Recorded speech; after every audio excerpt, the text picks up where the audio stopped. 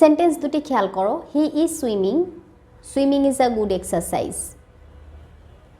প্রথম সেন্টেন্সে আছে হি ইজ সুইমিং। এই প্রথম সেন্টেন্সটা অনুযায়ী আমি যদি প্রশ্ন করি what is he doing, what is he doing এর অর্থ সে কী করছে। আনসারটা সে সাঁতার কাটছে।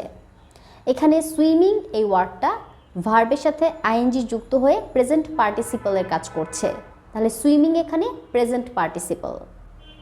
আর পরের সেন্টেন্সটায় আছে swimming is a good exercise, সাঁতার কাটাটা একটা ভালো ব্যায়াম।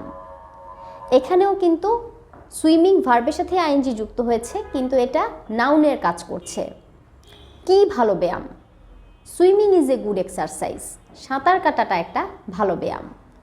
সাধারণত আমরা কি দিয়ে প্রশ্ন করলে বা হোয়াট দিয়ে প্রশ্ন করলে নাউন পাই। তো যখন ভার্বের সাথে আইএনজি যুক্ত হয়ে এরকম নাউনের কাজ করবে সেটা হবে জেরান্ড। কিন্তু যদি নাউনের কাজ না করে সেটা ভার্বের বা অ্যাডজেক্টিভের কাজ করে, এটার নাম হবে পার্টিসিপল। আরেকটা উদাহরণ দিচ্ছি, শি ইজ টিচিং, তিনি শেখাচ্ছেন। She is teaching. এখানে প্রশ্নটা হবে হোয়াট ইজ শি ডুইং, তিনি কি করছেন। শি ইজ টিচিং, তিনি শেখাচ্ছেন। টিচিংটা এখানে ভার্বেরই কাজ করছে। তিনি কি করছেন, তিনি শেখাচ্ছেন। কিন্তু যদি বলি শি লাভস টিচিং, তিনি শেখানোটা ভালোবাসেন। শি লাভস টিচিং, এখানে টিচিংটা হলো নাউনের কাজ করছে, তাই এটার নাম হবে জেরান্ড। She loves teaching. এরকম আরেকটা উদাহরণ দিই, দে আর লার্নিং, তারা শিখছে।